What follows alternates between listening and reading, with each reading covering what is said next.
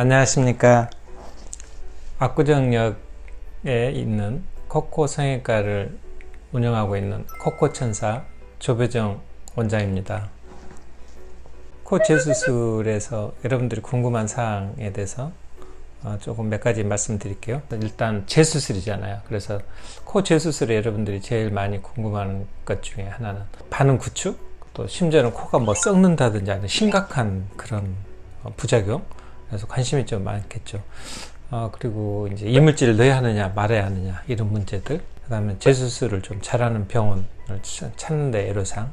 코 재수술이 조금 편하게 좀 나오는 이유는 일단 이물질을 넣어서 그렇고요. 이물질을 넣지 않는다면 재수술 일이 좀 낫겠지만, 그래도 또 이물질 안 넣다 하더라도 생체 조직을 넣는다 하더라도 높은 이유는 모양 때문에 그렇습니다. 그리고 이제 그러한 것들의 가장 기본이 되는 것, 피부인데, 피부 두께가 두꺼우면은 재수술이 낫고, 피부의 질김이 유연할수록 재수술이 좀 낫는 그런 경향을 가집니다. 예를 들어서 같은 이제 유방 부용물을 이렇게 가슴에 넣었을 때, 물론 유방의 케이스가 일단 코입에서 절대적으로 낮으니까 그런 면에서는 좀 재수술률이 낮다 할 수 있는데, 비율적으로도 예를 들어서 100명당 예를 들어서 했을 때 코가 더 높을 수밖에 없는 것. 일단 피부가 얇아요. 유방 부용물은 피부 둘러싸고 있는 피부가 아주 두툼하고 혈액순환이 워낙 광대하게 넓기 때문에 피 혈종으로 따지면 양도 꽤 되잖아요. 그런데 흡수할 수 있는 여건이 잘 돼 있잖아요. 그런데 코는 흡수할 수 있는 조직이 많지 않아요. 피부밖에 없거든요. 오로지 아래는 뼈대이니까. 그래서 염증을 일으킬 수 있는 혈종이 만약 생겼을 때, 피가 찼을 때 빠져나갈 수 있는 곳이 없기 때문에, 그래서 그 피가 오랫동안 균과 함께 섞이다 보니까 감염으로 이어지는 경우가 많고요.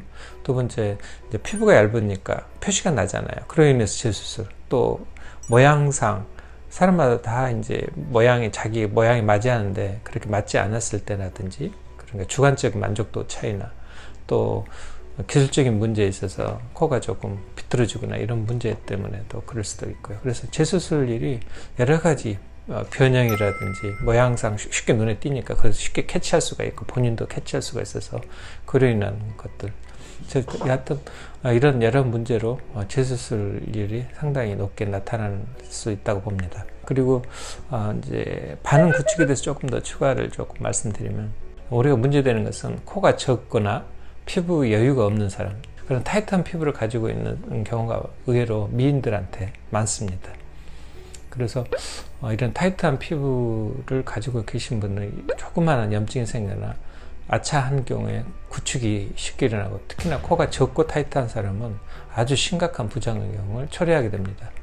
그래서 그런 경우 이제 감염이 좀 적은 순서대로 이렇게 부용물을 넣지 않고 그러한 생체 조직을 이용해서, 또 자기 가슴 연골을 이용해서 그런 가능하면 이런 수술을 하시는 게 무서운 반응 구축이라는 아주 저주스러운 결과물을 피할 수 있으리라고 생각이 듭니다.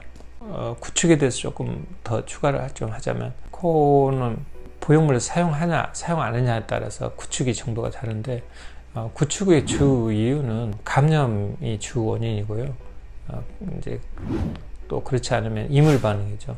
실리콘 같은 경우는 다시 말씀드리면, 실리콘에는 항시 실리콘 막이라는 게 둘러싸인다고 여러분한테 말씀드렸죠. 이렇게 실리콘 속에 들어있거든요. 실리콘 막이 속에 들어있는 거죠. 그래서 이렇게 보시면은 이렇게 실리콘 막으로 둘러싸여 있죠. 지금 보이시면. 그래서 이런 실리콘 막으로 둘러싸여 있는데, 우리 이제 포용물도 마찬가지고, 실리콘을 삽입하면은 막이 둘러싸고, 이 실리콘 막이 이렇게 압박을 하면 딱딱해져요. 그래서 가슴 포용물이 딱딱한 이유는 이게 실리콘이 딱딱해지는 게 아니고, 막이 수축해서 나중에 딱딱해지는, 이렇게 되는 거고요. 공에 바람을 많이 넣으면 축구공도 딱딱하잖아요. 이러한 똑같은 원리입니다. 그래서 콧대에 올려진 실리콘 주변으로 실리콘 캡슐이라는 막이 생기고, 이 캡슐 막이 시간이 지나면서 구축을 하는데 그게 사람마다 달라요. 그래서 두꺼운 실리콘 캡슐 막을 형성한 사람 중에는 실리콘이 감염이 되지 않더라도 실리콘 자체의 염증 반응에 의해서 구축이 일어나고, 그래서 실리콘 자체가 휘어지는 경우 또 비틀어지고 그래서 옆으로 비껴나고 그래서 구축이 일어나는 경우가 많고요. 예를 들어서 반대로 고어텍스 같은 경우는 실리콘 캡슐막이 생기지 않습니다. 진피도 마찬가지. 그럴 경우는 구축이 거의 잘 생기지 않기 때문에 피부가 타이트하고 구축이 생기면 들창고가 생기는 사람들한테는 실리콘을 자제하고 사용하지 말라고 권하고 있습니다.